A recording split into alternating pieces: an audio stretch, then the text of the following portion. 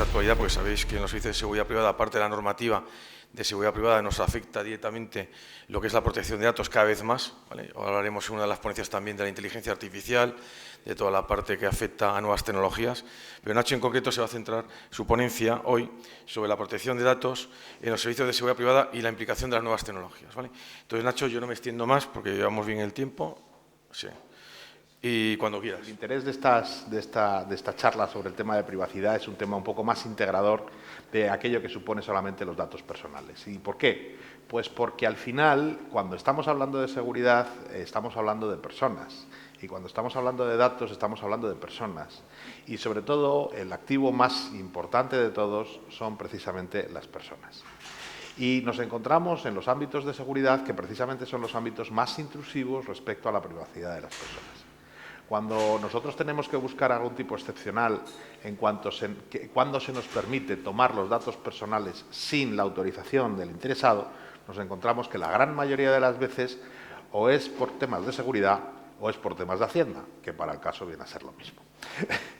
Como vemos, ¿qué es lo que ocurrió antes de llegar mayo del 18? Bueno, pues si nos remontamos, teníamos la primera ley de privacidad, que España fue una de las pioneras, allá por el año 1993, que fue la LORTAT, y luego posteriormente se aplicó desde la Directiva Europea en el año 96 la transposición de la primera ley, que fue del 99.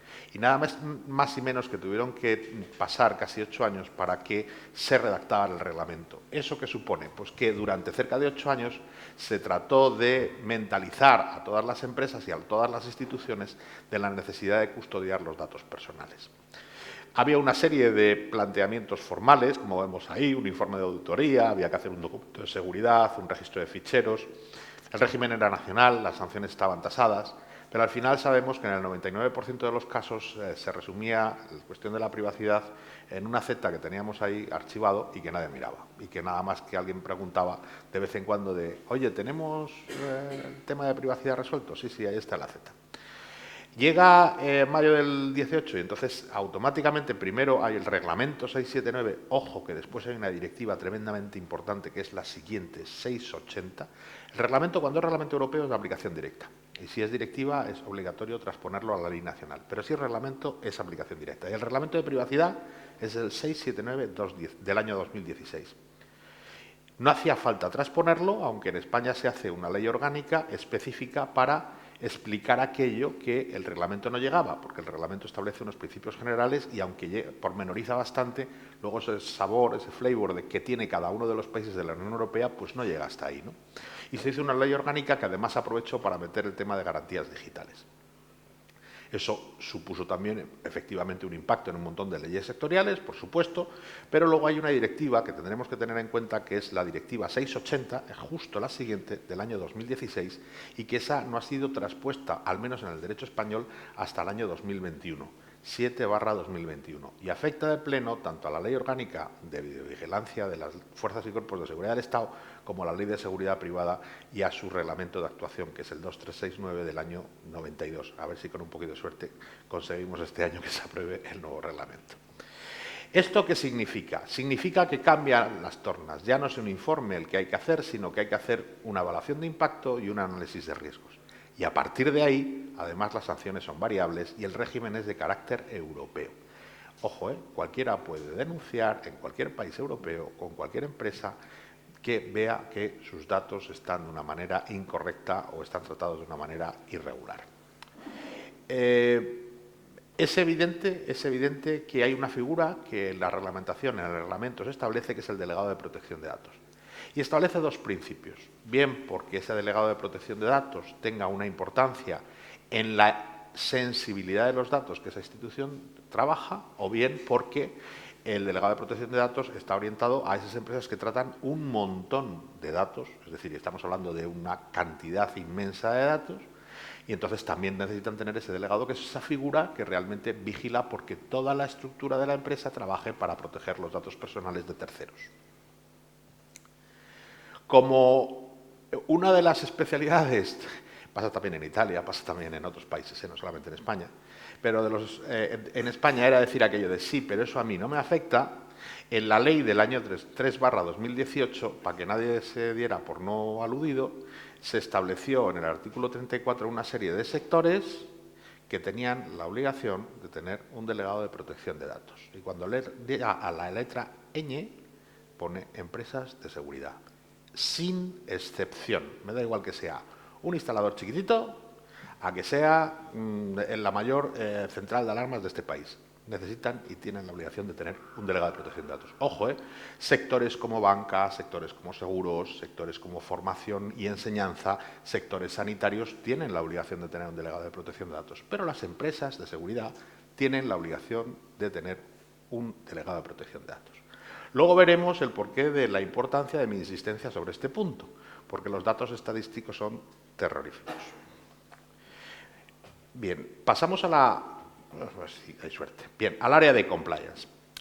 ¿Qué significa el plantearse el concepto de tratar los datos? Ya no estamos hablando solamente de los datos personales, sino de la globalidad de los datos. Pues primero tenemos que hacer un análisis de actividad, luego tenemos que identificar de todo ese análisis de actividad y de todos los datos cuáles afectan a las personas, tenemos que establecer una política de gobernanza de datos, es decir, cuáles son las estructuras, la clasificación de esos datos, si son sensibles, si no son sensibles. Muchas veces establecemos como criterio general, dicen, no, es que han tratado, me ha llegado una carta de publicidad.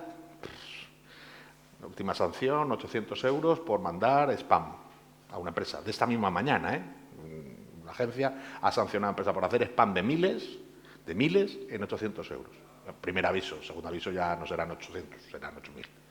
Pero, sin embargo, ha sancionado a una de las principales entidades financieras de este país por trasladar los datos de un letrado que también tenía los datos porque era cliente del banco con 75.000. O sea, ojo, porque no es lo mismo tratar unos datos que no son sensibles, la dirección de correo o alguna dirección de mi casa, para que me llegue una publicidad, que los datos, por ejemplo, de importancia de mi reputación financiera o los datos sanitarios de alguien en concreto. Ojo con ese asunto. Ya tenemos clasificados. Tenemos que establecer, por tanto, los mecanismos de prevención y detección y establecer unas medidas de seguridad que estén operando permanentemente. Y, por supuesto, el tema de información y derechos del usuario. ¿Cuántas empresas no están preparadas para que cuando nosotros enviamos aquello de ¿puede usted contestar al DPO, etcétera, etcétera? Damos a la tecla y no tenemos a nadie en el otro lado. No contesta absolutamente nadie. Hay muy pocas empresas que contesten. Eso significa sanción, No contestar a un requerimiento significa sanción. Y muchas veces lo que estamos preguntando es ¿qué datos tienen ustedes míos? Porque, ojo, los derechos no son solamente para decir supriman mis datos, que en ocasiones tenemos que decir que no podemos suprimir los datos.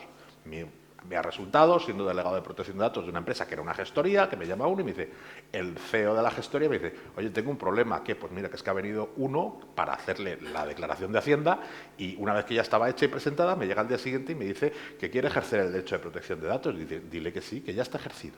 ¿Cómo? ¿Y qué le cuento? Porque digo, no, que ya está ejercido y dentro de 4 años eliminaremos sus datos, porque eso es lo que nos marca la legislación fiscal. Pero que evidentemente no va a desaparecer. Pero hay un montón, porque yo puedo llamar a alguien y decir, oiga, que me están mandando estos correos, yo qué sé, a la farmacia, o lo puedo enviar al supermercado, al domicilio de mi exmujer, que me tienen que enviar a mi domicilio, y puedo hacer un ejercicio de rectificación, corrección, modificación, 1000 cosas. Es decir, los derechos a COPOL son 8 ejercicios, entre los cuales en algunos casos incluso está el tema del derecho al olvido. Todo el tema de la información, como nos damos cuenta, pues decimos aquello de, pero esto hay normas para aburrir. Hay normas para aburrir. Es decir, primero, por un lado, tenemos la ISO 27000, que es de seguridad de la información, y luego además hay una subgrupo, que es la 27700, ojo, si cogemos este círculo virtuoso de sistemas de tecnologías de la información, gobernanza, ISOs y Esquema Nacional de Seguridad, cumplimiento normativo y normativa de privacidad, entonces nos veremos que lo primero que tenemos que tener es, oye, una gobernanza de TI, tenemos que tener un esquema de continuidad de negocio que afecta sobre todo al ámbito de las comunicaciones y a la disponibilidad, y para eso hay 2 ISOs, la 38500 y la 22301. ¿Una ISO qué es?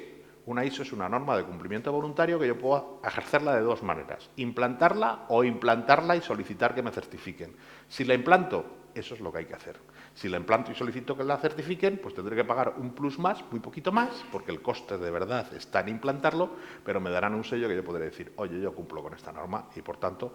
Entonces, cuando un auditor o una agencia o quien quiera que sea se encuentra con que tiene este tipo de ISOs e incluso también la 27, dices tú, joder, pues este señor, esta empresa se toma las cosas en serio.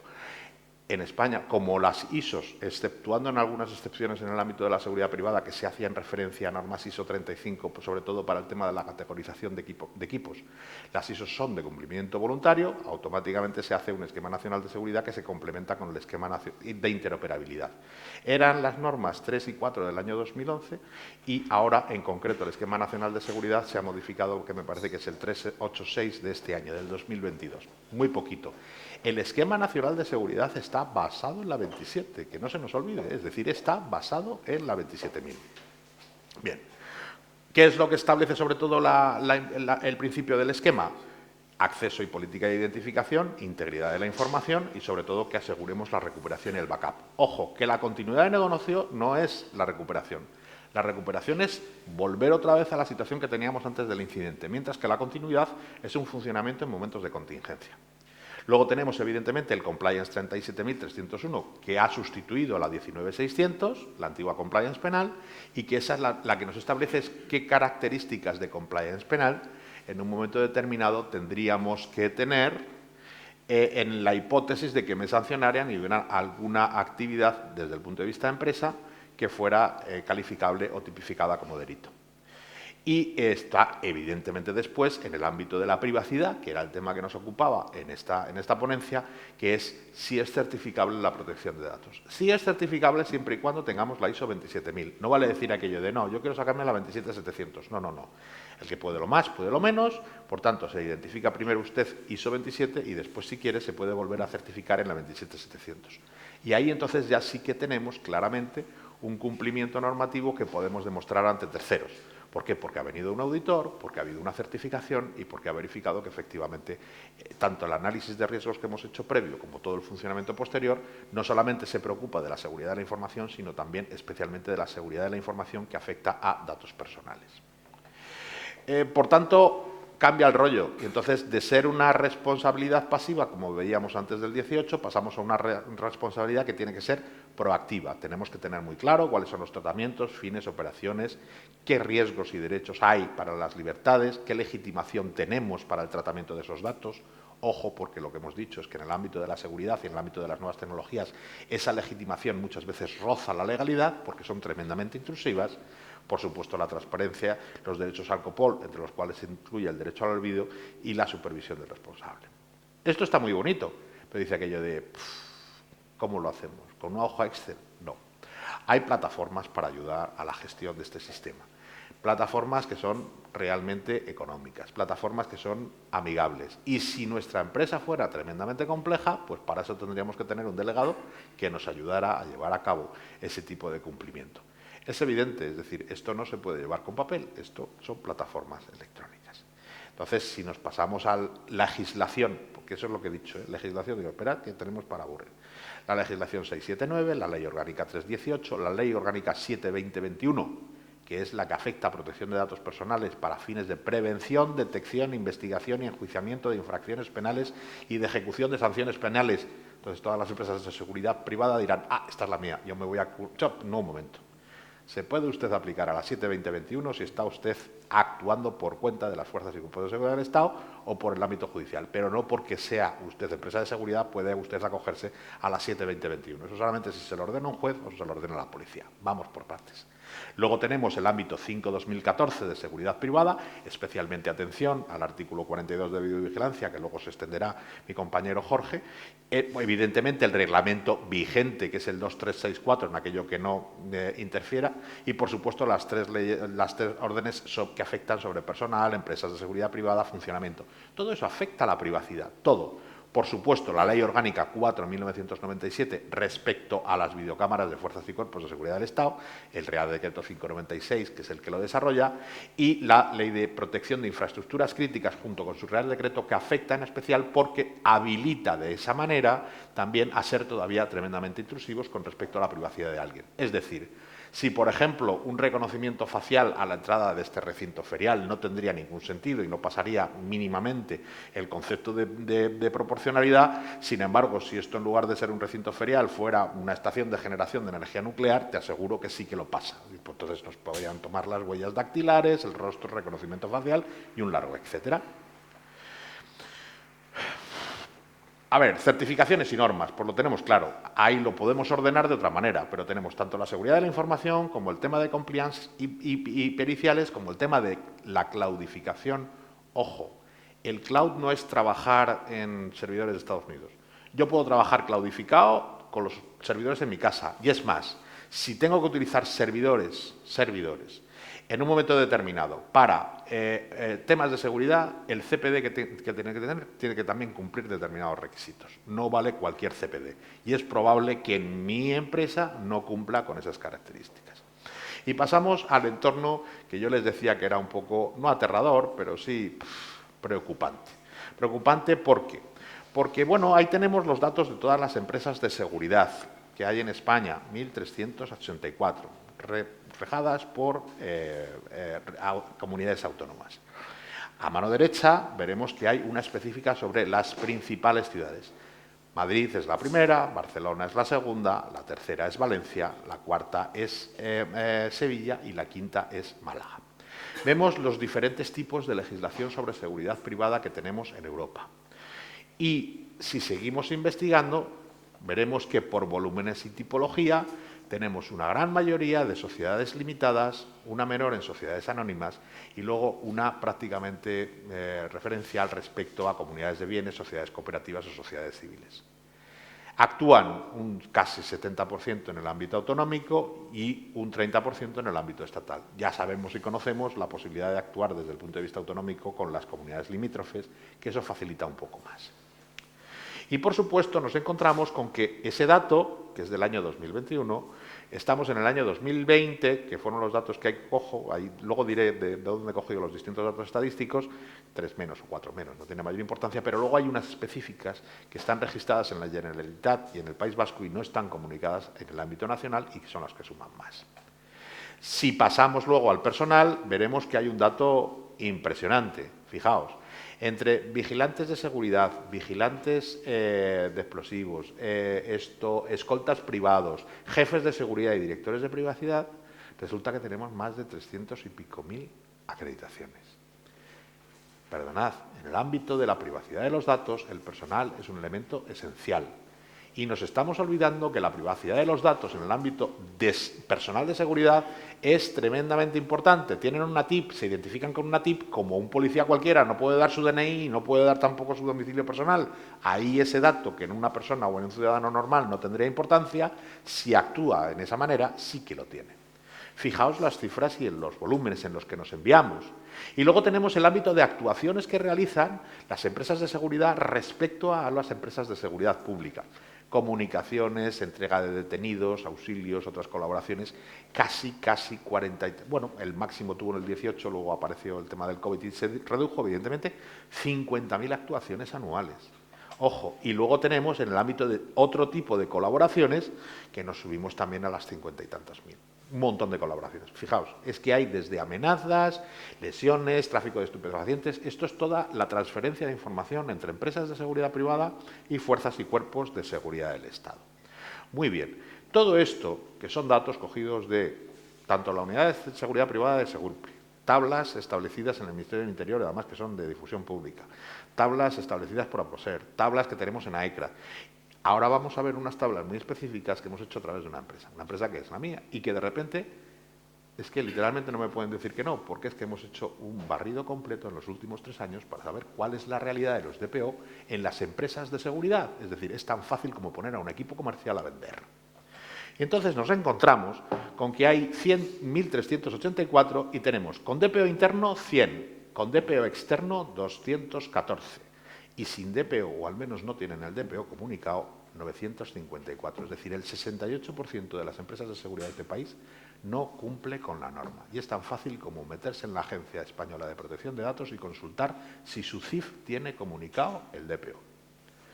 Aún así, hay 21 que están sin actividad e incluso podría decir que hay 116 que lamentablemente es que no tenían ni siquiera el teléfono. Con lo cual, los datos estadísticos de los cuales se tienen, de esas 1.384, para una empresa de seguridad tenemos que tener un cierto cuidado y custodia de que vemos que todavía no seguirían.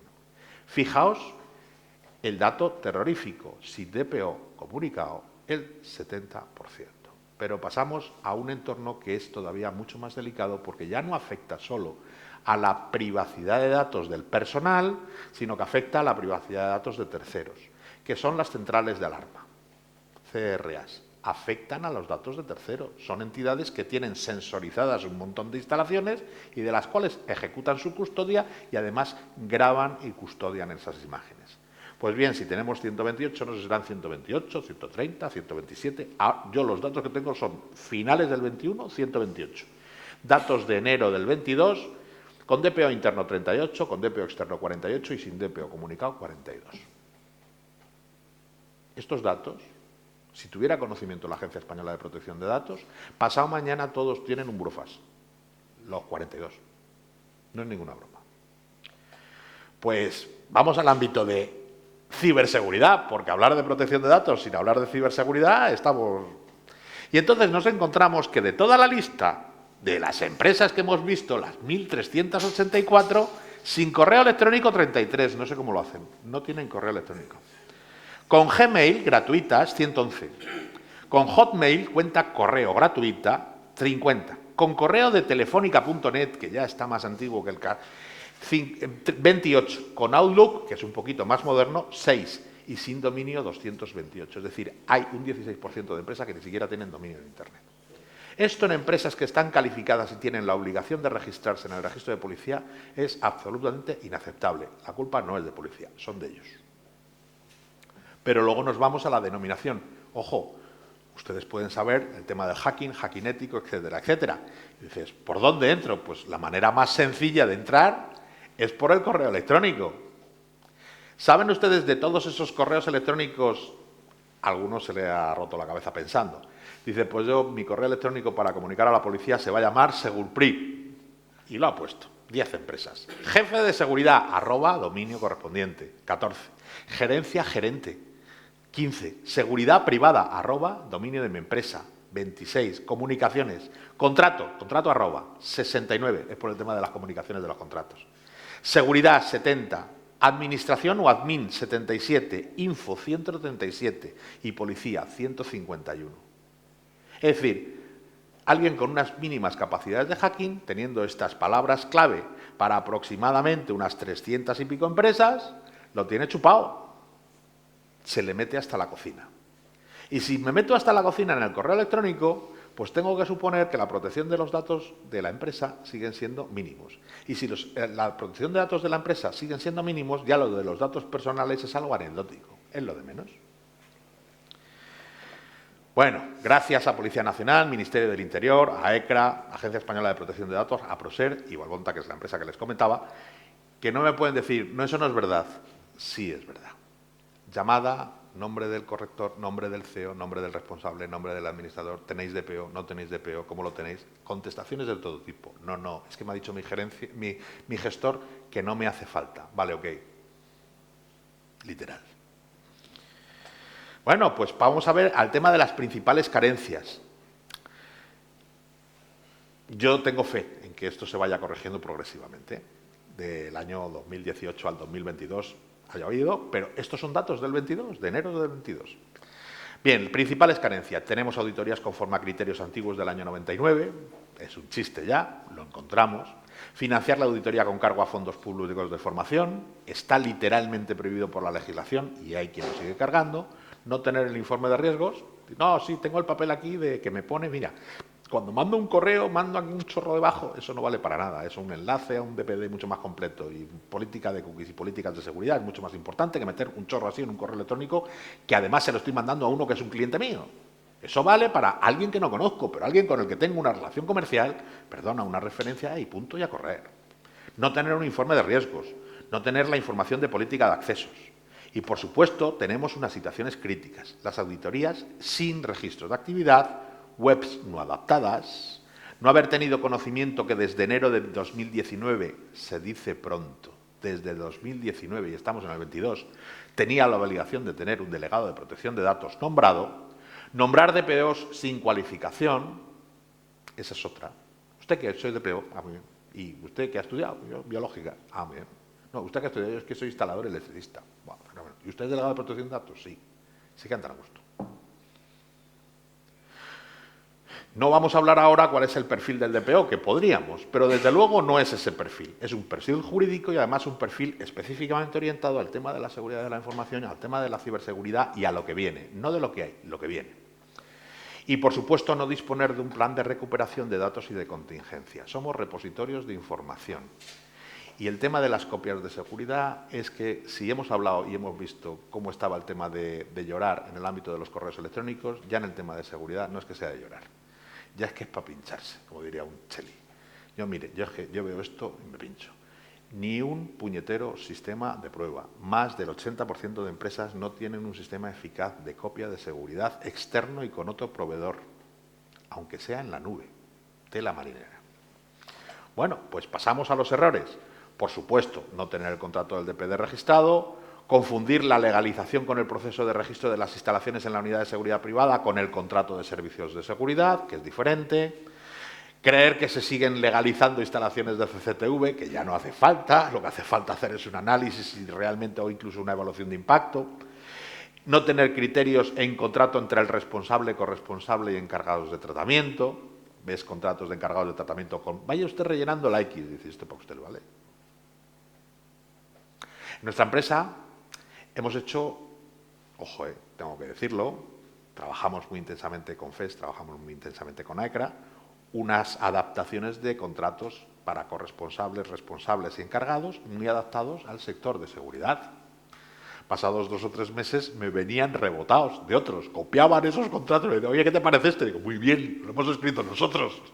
O sea, la gente es así de cutre, es decir, ni siquiera se busca cuál es el origen de ese contrato diferencial, que además, ojo, tenía un diferencial con respecto al resto, que es que establecía que por ley se podían realizar subrogaciones, cosa que en el Reglamento General de Protección de Datos no se permite.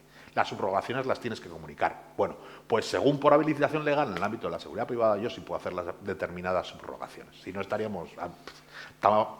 Imaginaos, un instalador tendría que cambiar, oye, no, mira, a ti te toca tal CRA, a ti te toca tal... Estaríamos locos, ¿no? No haber realizado una evaluación de impacto. Bueno, en CCTVs complejas eso es a la orden del día. En el sector privado y en el sector público. Ayuntamientos, instalaciones... Peor todavía en el sector público que en el privado, ¿eh? Y, por supuesto, no cumplir con las obligaciones formales respecto a mis empleados. Oye, ¿te han firmado lo de protección de datos tus empleados? Sí. ¿Dónde están las firmas? Y de repente nos encontramos contratos firmados de personal que ya ni trabaja y están con la norma del año 1999. Y esa es la realidad del mercado, ¿eh? No... Uy, cuidado, espera. Perdón que no haya hecho mucho ruido. Bien, sanciones. Pues ojo, porque todas estas...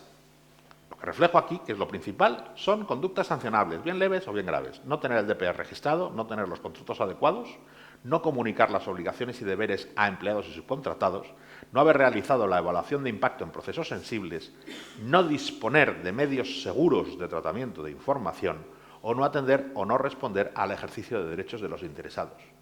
Dirán ustedes, qué bien está escrito, es literal frases del reglamento, frases de la estructura de sanciones del reglamento. Esto está puesto tal cual en el reglamento, artículo tal. Todo esto es sancionable.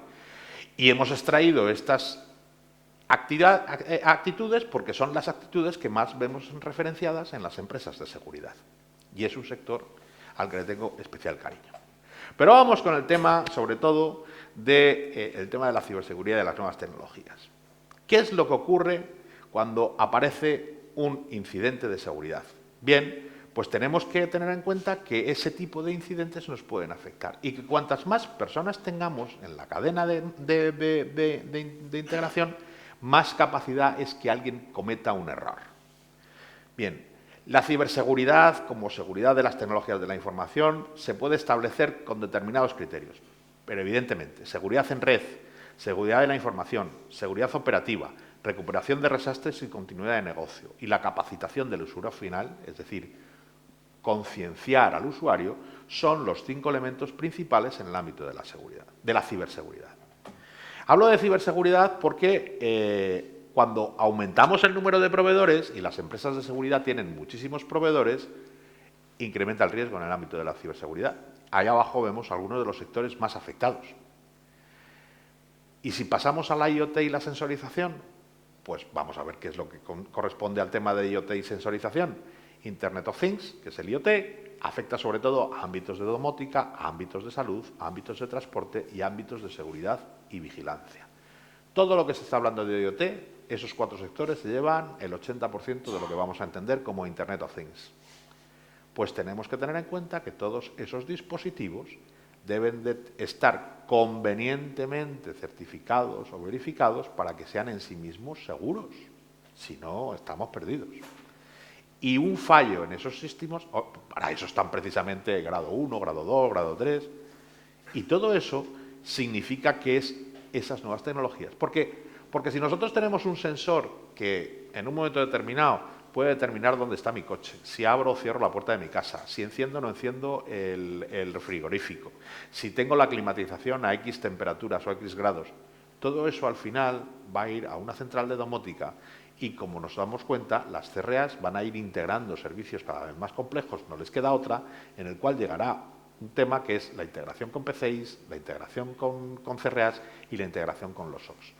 Y todo eso, al final, es lo que los servicios, ojo, estoy hablando de servicios para el usuario, el ciudadano normal, pero si esto lo elevamos a la empresa, en cuanto a control de edificios, de management y de facility, pues esto lo multiplicamos por 15, porque esos sensores me dicen dónde funciona un ascensor, que si tengo unas luces encendidas, cómo funcionan los sensores. Todo eso tiene que ser seguro. Si no tiene seguro, pero es que además de ser seguro, resulta que afecta a la identidad, a la privacidad de la gente. ¿Por qué? Porque podemos establecer pautas de comportamiento de todo el mundo, incluso hasta del uso del teléfono móvil. Por eso es importante tener en cuenta que las empresas de seguridad, por sus medios y sensorización, son tremendamente intrusivas respecto a la privacidad. Y precisamente por eso tienen que ser especialmente cautelosas. No es que está prohibido. No, no está prohibido. Lo que tiene es que tener cuidado. Porque prohibir eso sería decir aquello de, oiga, yo es que voy a tratarme al médico y no me puedo tratar porque no me puedo apuntar. ¿Cómo no va a apuntar lo que te pasa si tienes un problema en el hígado, un problema en el apéndice, un problema en los ojos? Lo tiene que apuntar en el historial.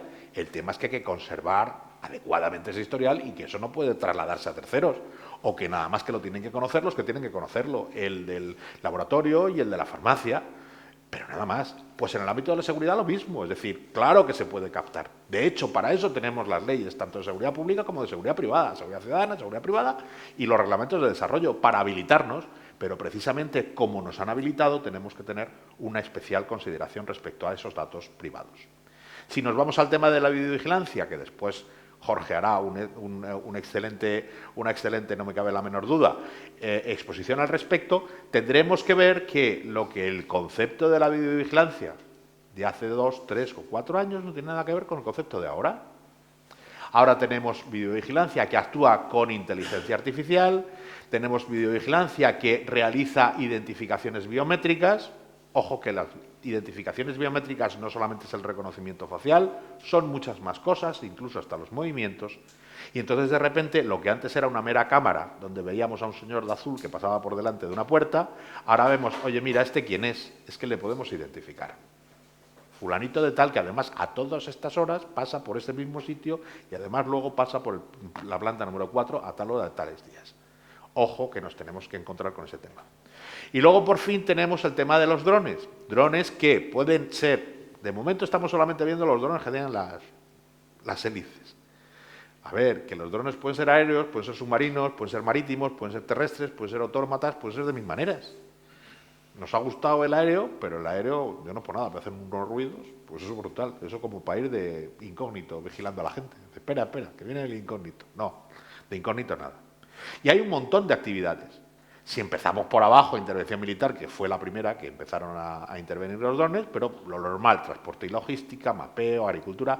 Pero hay 3 entornos muy importantes para los drones: vigilancia y control, búsqueda y rescate e inspección en entornos hostiles, sobre todo los drones terrestres. Los drones son elementos que nos pueden ayudar a captar qué es lo que está ocurriendo. Pues tendremos que establecer cuáles son los criterios para que esos datos que recojan estén suficientemente protegidos, ya no solamente datos de carácter personal, sino de carácter general. Y hablamos, pero ¿y esto qué significa? Pues significa que, a ver, no estamos desnudos. Esto no es decir que no, hay una estrategia de ciberseguridad nacional y hay 2 entornos claros. Uno, el que marca el CCN, perdón, vamos hacia atrás, que ha querido pasar ahí, vamos a ver si podemos aquí, este es. Y el otro es el que marca el INCIBE. El CCN atiende a la Administración General del Estado y a las principales comunidades autónomas y a las principales agencias o entidades que merecen una atención específica, como pueda ser el Ejército, Guardia Civil, Policía, Agencia Tributaria, Agencia Española de Protección de Datos, etcétera, etcétera. Establece además los esquemas nacionales de seguridad y de interoperabilidad, y el INCIBE al resto de entidades privadas. Por supuesto, también la Agencia Española de Protección de Datos en el ámbito de privacidad es la agencia nacional. Hay otras 3 agencias regionales, y yo no mal recuerdo, está la catalana, la vasca, y luego está la agencia de no sé qué, no, la llaman de otra manera, pero que la han puesto en Andalucía. Estaba la de Madrid, pero se quitó en su momento. Y luego, por supuesto, está tanto la Brigada de Investigación Tecnológica como la Brigada de Telemática de la Guardia Civil y, por supuesto, el CENEPIC. Todas estas entidades son las que están muy preocupadas con el tema de los datos y, a continuación, de los datos personales. Ambos no se pueden separar. Podemos establecer cuáles son los criterios y cuáles son los que merecen más nuestra protección, pero no se pueden separar desde el punto de vista conceptual. Y ahora digo, ¿cuáles serían los servicios que ustedes deberían exigirles a una buena consultora de privacidad de datos? Pues mire, de momento que hagan una adecuada adecuación, que evalúe, que haga un análisis de riesgos, que realice la evaluación de impacto si fuera necesario, que realice los estudios previos. Luego, además, que le efectúe además a usted un asesoramiento adecuado, cuál es resolverle sus dudas técnicas y legales, no solo desde el punto de vista de privacidad, sino también desde el punto de vista de seguridad de la información en general. Darle ese soporte legal y la nominación de los contratos. Es más, aplicarle herramientas para que esos contratos puedan ser firmados, ojo, a 2 clics de un teléfono móvil, que ya se puede hacer. Porque no, y ahora tengo que firmarlo. ¿Sabes lo que cuesta gestionar un contrato de política de seguridad de la información y otro contrato de privacidad si yo tengo 800 empleados? Échale a ustedes un coste de entre 3 y 5 euros por contrato, eso es una barbaridad. Desde que se inicia ese contrato hasta que se termine. Si yo lo tengo a 2 clics de un teléfono, pues lo tenemos ganado. Y, por supuesto, en el ámbito del cumplimiento, realizar evaluaciones progresivas, establecer una hoja de ruta. Vamos a ver, es que lo tengo todo muy mal. Bueno, pues si lo tenemos todo muy mal, vamos a ver cuáles son las actividades que tenemos que corregir desde el primer momento para reducir al máximo posible la capacidad sancionadora, y luego vamos a ir corrigiendo progresivamente todo eso. Si es muy sencillito, en 2 o 3 semanas está resolucionado. Si es muy complicado, pues en 2 o 3 meses. Y si es una empresa realmente compleja, de más de 250 empleados, con un montón de datos que afectan a datos personales, pues a lo mejor podemos tardar 9 meses o 10, no pasa nada, se tardan los que se tardan, pero al final se ha llegado a esa terminación de proyecto. Y, por supuesto, los servicios del delegado de protección de datos, cuando los contraten, pues qué menos que pedirles que tengan una capacitación mínima. Yo siempre recomiendo que, si no les pueden presentar una certificación, que hay 4 entidades que certifican delegados de protección de datos, que al menos pues, o bien sean licenciados en Derecho o tengan una formación muy profunda en el ámbito de las telecomunicaciones y en el ámbito de las comunicaciones, porque son los que conocen por dónde se puede fusionar. Ahora, por muy buena voluntad que tenga alguien que dice, ¿y usted qué es? Pues mire, yo es que me dedico a jardinería. Pues, joder, pues una de dos. O tiene mucha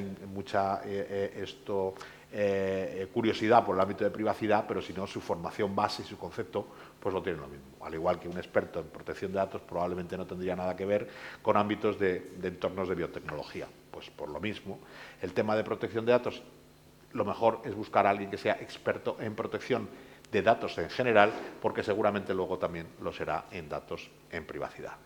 Y seguiría hablando, pero yo encantado. Si tienen ustedes algún tipo de pregunta, les puedo responder. Y si no, pues me parece que me he pasado 5 minutos, ¿no? No, Nacho, has estado en tiempo porque vamos a haber periodo de preguntas, entiendo yo, ¿no? Vamos a dar un aplauso al ponente.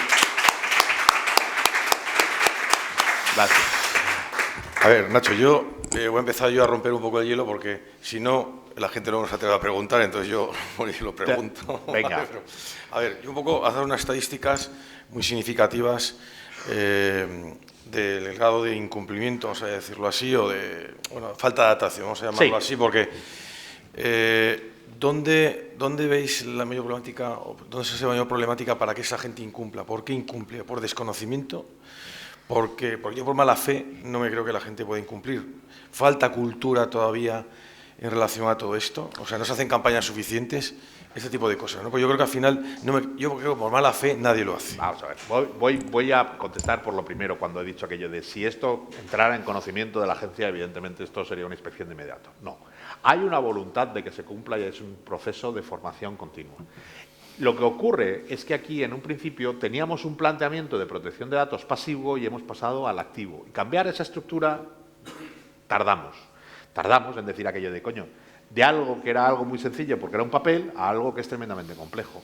Pero al igual que hace 10 años, los sistemas que teníamos para enganchar una CRA a distintos domicilios o a las empresas eran mucho más sencillos y ahora son tremendamente complejos e incluso sé dónde está su casa, puede usted conectar con su teléfono y ver si su perro ladra. Todos esos datos son datos que al final son actividades y actitudes prueba. Vamos a ver, ¿quién no tiene teléfono aquí, móvil? ¿Alguien tiene algún teléfono con teclas? Se lo digo por si ustedes no lo ven. No ha levantado nadie la mano. Es decir, todos tenemos un teléfono inteligente. Bueno, algunos serán inteligentes y otros, en fin, es lo que da. Hasta el año 2009, el señor Jobs, que hizo la primera presentación de un teléfono que además funcionaba a medias, no existía este tipo de teléfono. Y empiezan a introducirse en España en el año 2014, 15, y realmente a abaratarse a partir del 17. Es antes de ayer, desde el punto de vista tecnológico. ¿Quién tiene sistema iOS? Apple. Muy bien. ¿Alguien que tenga sistema Windows? El resto, Android, ¿no? Ya, como todos tenemos Android, debemos de suponer que somos muy capaces y que hemos desconectado la disponibilidad de seguimiento del dispositivo móvil de Gmail. Veo alguna cara como diciendo, ¿y esto qué es? Pues esto es la posibilidad, y no vamos a exponerlo aquí, de que ustedes consulten cuáles han sido los movimientos suyos de hace 3 años a esta parte, se dice pronto, 3 años, en Google Maps y que lo vean. Yo la primera vez que lo vi me aterroricé y soy persona normal, con lo cual si hacen ustedes algún tipo de actividad un poco más extraña, el terror empieza a multiplicarse. Es decir, su teléfono sabe usted mucho más de usted mismo que usted. Bien. Teniendo en cuenta todo eso, si somos empresas de seguridad y tenemos empresas de CRA, lo que tenemos que tener es cultura de conocimiento. ¿Qué ocurre? Que las empresas de seguridad y las CRAs siempre han sido muy celosas de los datos de sus clientes. Es obvio, entra dentro de su propia naturaleza, con lo cual no les entra en la cabeza que puedan incumplir algo desde el punto de vista de privacidad. Pero, sin embargo, hay que seguir progresando y ahí es donde entramos. Hay que seguir progresando, ¿por qué? Porque los sistemas de información son cada vez más complejos, pueden ser vulnerables y a pesar de que nosotros queramos poner nuestra mejor voluntad, puede ser que no estemos cumpliendo con algo que de repente, pero ahora hay que cumplir esto. Esto es como cuando llega un administrativo y de repente, oye, que ha salido una nueva norma fiscal y si no lo haces, te equivocas, ¿no? Pues esto es igual, no hay mala fe, aquí no hay mala fe. Cuando llamamos a alguien, ha habido alguna excepcionalidad de decir aquello, pues no hace falta, pero es que hace falta, pero no lo sabía, pero ¿y qué es lo que tengo que hacer? Y se ponen en marcha. Y hay quien quiere contratar con Óptigo, quien quiere contratar con el de atrás, o quien coge, hace una formación específica dentro de la empresa y lo nombra interno. Y no pasa nada, encantado. Empresas con más de 40 o 50 empleados, 50 no sé, pero vamos, a partir de 50 a 55, normalmente siempre tienen a alguien que puede estar habilitado. Alguien que es el abogado de la empresa o alguien que tal. Y si no está suficientemente capacitado, dice, espera, que voy a contratar una empresa para que me dé soporte, pero el delegado quiero ser yo. Ah, fenomenal, lo puedo hacer perfectamente, no hay ningún problema. ¿Qué os parece? ¿Alguna pregunta ha surgido sobre esto? No hago yo otra pregunta más. Sí. A ver, ¿te recuerdas, Nacho, cuando empezamos con el tema de la biovigilancia? Sí. Desde ECRA, que no había guías. No. ¿No recuerdas? ¿No? Quizá sería bueno, digo, un poco porque al final los que estamos en la seguridad privada un poco tendemos a ver nuestras fronteras cerradas exclusivamente, como has hecho muy bien hoy, a poner un cuadro normativo, pero a centrarnos exclusivamente en el cumplimiento de una norma que es la de seguridad privada. Yo que a lo mejor no se llama la propuesta entre todos, ¿no? Quiero decir que estamos aquí, elaborar una pequeña guía práctica para la agencia a efectos de que tenga en cuenta un poco la especialidad del sector, porque precisamente esto es una cuestión, es un sector sometido a cantidad de controles, no es un sector libre, sí. libre prestación de servicios, eso lo tenéis todo claro, ¿no? Entonces, a lo mejor sería una buena iniciativa, digo, un poco como idea, que todo esto traslademos, ¿no?, a la autoridad correspondiente. No digo tanto para que denuncie, ¿no?, porque ya sabemos que no se decir todo esto, no, sino un poco para que se vea que hay que separar los sectores. Digo un poco porque luego veremos en la próxima ponencia que el problema que tenemos en este país es que intentamos legislarlo todo. Es un problema, luego lo conté una serie de cosas, porque yo hago un poco de repaso, me pasa como Nacho, hago un poco de repaso de situaciones y de casos y digo, pero ¿para qué quiero tanta norma si al final, como dice Nacho muy bien, si no somos capaces de cumplir de cada norma un mínimo. Como un poco como el ejemplo, ¿no? Entonces, ¿no crees que sería bueno, aparte de que estemos evangelizando, sí, ¿no?, que al final esto no deja de ser una campaña entre todos para recoger opiniones, que todo el mundo generéis una cultura propia de esta materia, que es verdad que es muy pesada, como decía Nacho muy bien, es muy árida, pero es verdad que es necesaria. O sea, todos coincidimos, porque si Nacho se hubiera puesto el cuadro infractor, da miedo. Horrorosos de... El cuadro infractor y sancionador es que da miedo. O sea, es que hablamos, bueno, ya lo está viendo en todos los periódicos, que a veces algo de protección de datos de una empresa es reputacional.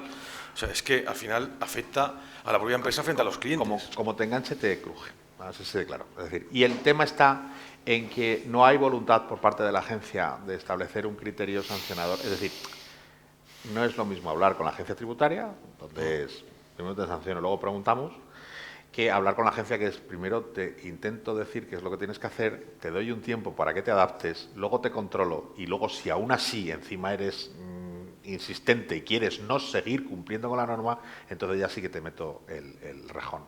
Vamos a ver, las sanciones extraordinarias a las entidades bancarias que vemos ahora, no es que se le haya pasado por la cabeza en este momento a la agencia meter una sanción. No, es que llevan ya 4 años insistiendo en que tienen que tener un especial cuidado con los datos de los clientes y que no pueden utilizar los datos de los clientes para cotejarlos con sus propios datos internos del banco o con datos de reputación financiera. Y se lo han dicho 10 millones de veces. Claro, a las 10 millones una dice, espera, primero 70.000. Ojo, que la segunda, como le venga, va a ser de 700.000. Y la tercera de 7 millones.